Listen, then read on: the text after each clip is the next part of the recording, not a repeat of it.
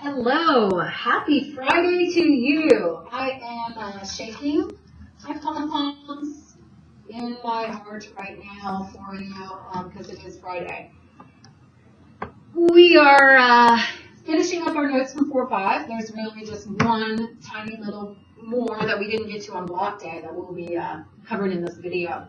I will warn you, the very first example, I'm going to write the notes and I'm also going to do it, and I really did not leave a lot of space. So you may need to write really small or maybe use a separate piece of paper just for this first example. The other two examples, there's plenty of space for. It's just this first one, only because I'm writing notes also. So this is called the irrational conjugates theorem. So we need to know what irrational and conjugates means because I'm going to keep saying them. So irrational, these are square root. Those are numbers that are square roots of non-perfect squares. Square root of non-perfect squares. Something like square root of 17. That is not a perfect square. So if I were to type that into my calculator, it would be a horrible looking decimal that went on forever and never repeated. And we would get irrational solutions. We're doing like irrational x-intercepts or irrational zeros. We would get that if we had to solve by quadratic formula, which has that square root in it. Quadratic. Or if we had to solve by complete the square,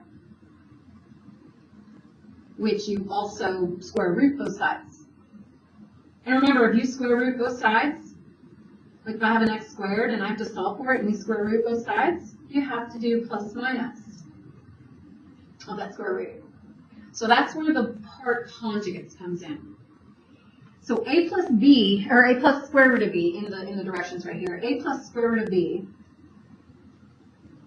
and a minus square root of b are irrational conjugates. Conjugates means that they have the exact same first and last terms. It's just one is plus and one is minus, and it doesn't matter which order they come in. Just one is plus and one is minus. That makes them conjugates. So irrational means that the square root is still in it, and the conjugates 1 plus and 1 minus. When you do quadratic formula, or when you do complete the square, you always do plus or minus with your square root. So anytime we have zeros that have a radical, they always come in conjugates. They always come in pairs. Always. Always.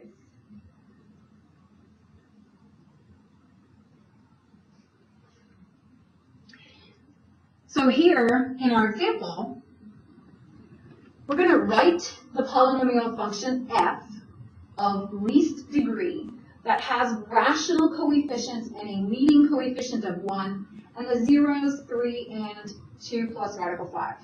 A lot of words here. F is the name of the function. We're going to name it f of x when we're done. Rational coefficients means that we will have no more square roots after we're finished with this. No more square roots. A leading coefficient of 1, that would be the very first number in front of x. The very first term is just 1, so it's going to start with like x squared or x cubed or x to the 4th. It's just going to start with the x. And then it tells us we have zeros of 3 and 2 plus radical 5. Oh, I skipped over this. Least degree means that none of the factors none of these zeros have a multiplicity other than 1.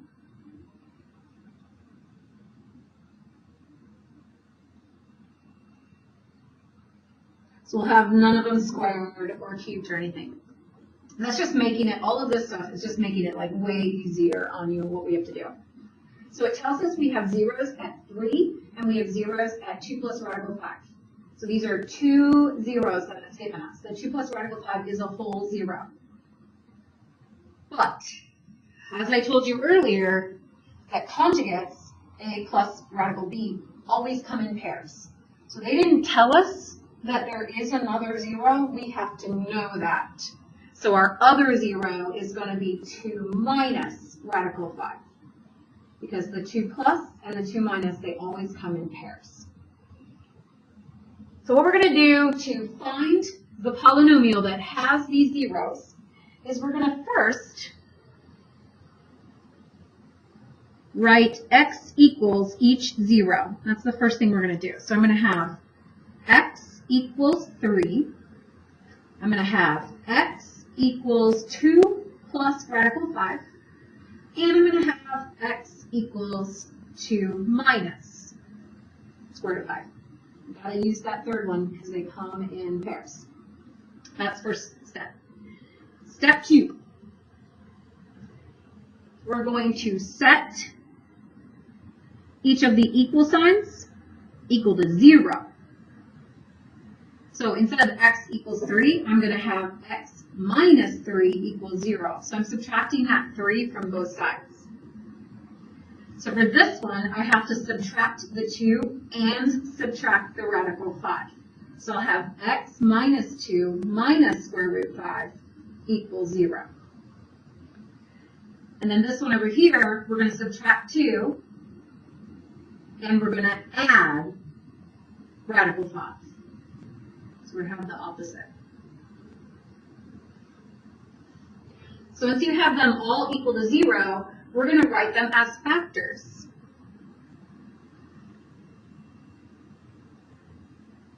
Write as factors. So I'm going to have x minus 3. I'm going to have parenthesis x minus 2 minus square root 5, and parenthesis x minus 2 plus square root 5 equals 0. We're basically going completely opposite order of when you solve for x-intercepts. You know, you take the factored form, then you set them equal to 0, and you solve each of those. We're just going backwards. We're putting it back into the original. So since we're putting it back in, at this step, I have to multiply all of this back together. And when you multiply, you can only multiply 2 at a time. And it doesn't seem like it's going to be the easiest, but it is the easiest way to multiply the 2 conjugates back together, the 2 messy ones. That is going to be the easiest method, to do those 2 first. You only can multiply 2 at a time. So step 4, multiply. 2 factors. Only 2 factors. And I'm going to color code when I'm multiplying and where it goes from there so you can follow along. So I'm going to multiply together 3 terms with 3 terms. So I'm going to be using the distributive property. I'm going to do x times x. It's going to be x squared. And then I'm going to do x times negative 2, so minus 2x. And then x times plus radical 5. So it's just going to be plus x radical 5. You just put them next to each other. I'll change my color, and let's see if red will show up. I'm now going to distribute the negative 2. No, that doesn't really show up, does it? Let me change to a different color.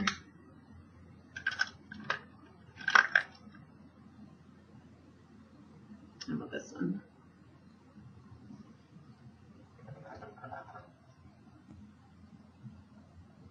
Well, that one doesn't work. This is fun, isn't it?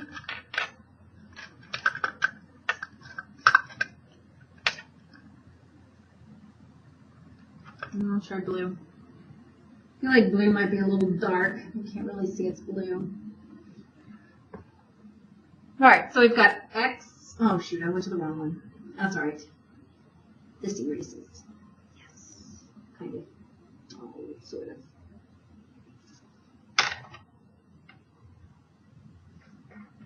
We're actually taking negative 2 to x. So negative 2x. Now we're going to take negative 2 to negative 2. And that's going to be plus 4. And then we're going to have negative 2 to plus radical 5. So it's going to be minus 2 radical 5. Okay, and then my third one, I'm using green. I don't know how well this is going to show up as green, but I'm going to take negative radical 5 and multiply it by x. That's going to be negative x radical 5. Then I'm going to have negative radical 5 and multiply by negative 2. So negative times negative is positive, and then 2 radical 5. And then I'm going to take a negative radical 5 and then positive radical 5. So negative times positive is minus.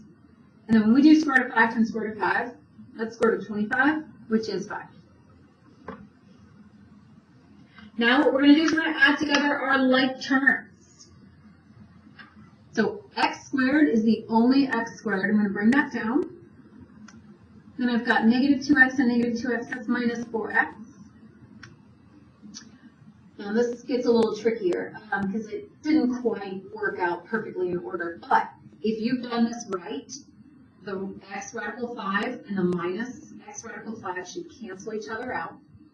And then negative 2 radical 5 and the positive 2 radical 5 should cancel each other out. And I only have 4 minus 5 left over. Negative 1 minus 1. So if you FOIL these correctly, if you multiply these correctly, all of the square roots should cancel out and you'll have a much nicer looking expression to deal with. But we still have to multiply by x minus 3. I'm going to bring that down. And then we'll do some more fun multiplication. Again, distributive property. We're going to distribute the x to each of these. So I'm going to get x to the third minus 4x squared minus 1x. And then I'll distribute minus 3 to each of these. So I'll have negative 3x squared plus 12x plus 3. We'll add those together. Have x to the third minus 7x squared plus 11x plus 3. And we've done it. We've multiplied it all back together. So our final answer is f of x, we have to name it by what they asked us to name it, f, equals x to the third minus 7x squared plus 11x plus 3. Not too bad. Let's try 2 more examples together, and then you can work on your assignment.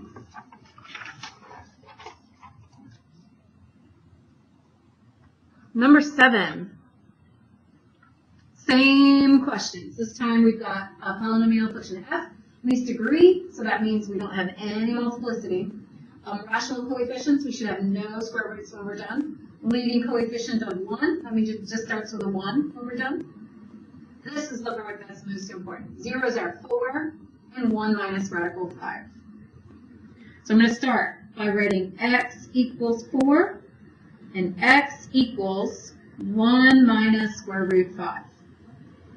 But if I have a square root, they have to come in pairs. That means I need one more. And it has to be the conjugate. It has to have the different sign between these first and second same terms. So it should be 1 plus square root 5 for our third 0.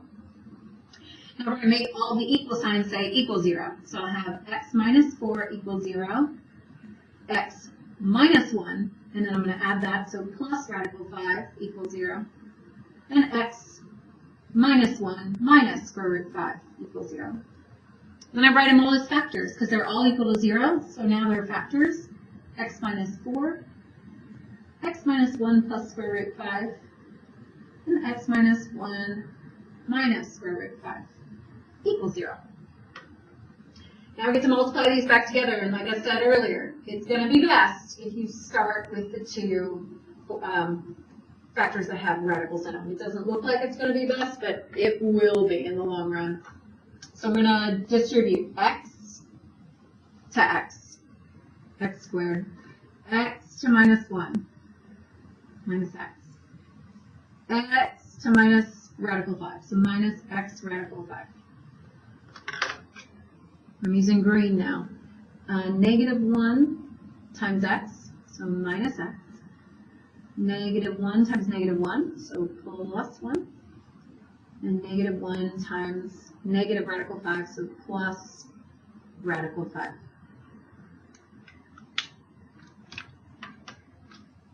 And then we will distribute radical 5 to x. So plus x radical 5, and I can see those are going to get canceled. Then I've got a minus 1 radical 5, and I can see those are going to get canceled. And then I have a minus, and then radical 5 times radical 5. Square root of 5 times square root of 5 is 5. Combine our like terms. X squared minus 2x. Those cancel.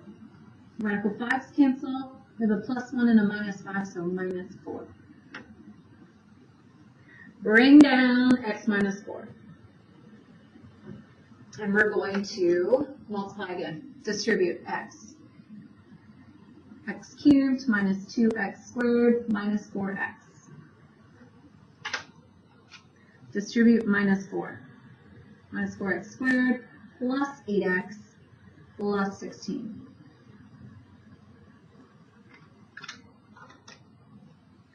Add them together.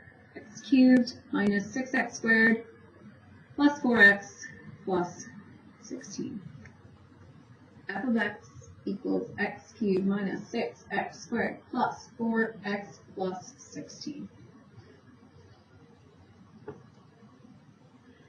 All right, so one more. If you'd like to pause the video right now and try it on your own, and then come back and watch me do it, or fast forward so you can see just the answer to make sure you did it right, that would be perfect. So that's how we would do it in class.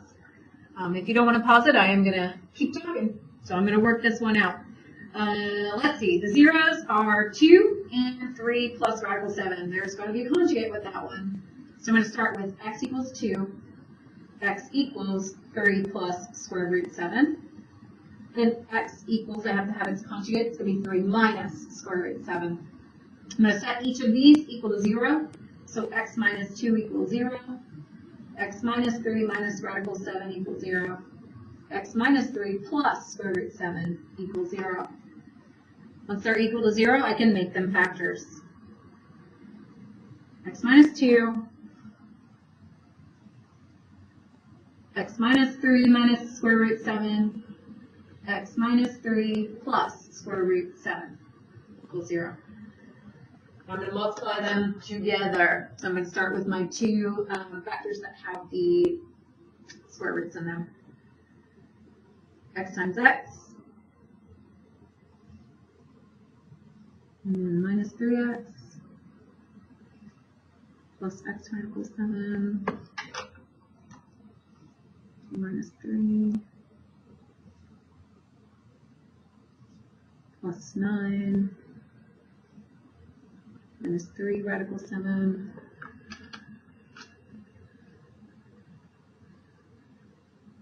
minus x radical 7, plus 3 radical 7, and then negative 7. Squared minus 6x, those cancel, plus 2. Bring down x minus 2. Multiply by x. X cubed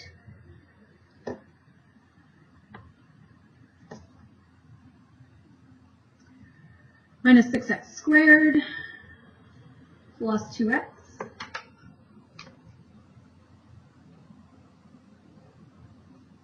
and then minus 2x squared plus 12x minus 4.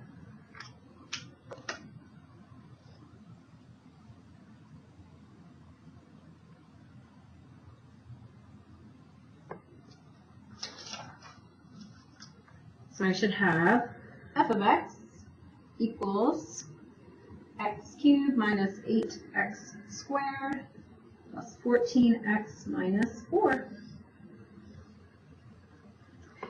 I hope you enjoyed this lesson. Remember, you can always rewind the video, watch it again, get online, look for other explanations. Come on Monday with questions for me, since I'm not there to answer your questions. And good luck. The assignment should be given to you And it will also be on Canvas and on Big Ideas Online.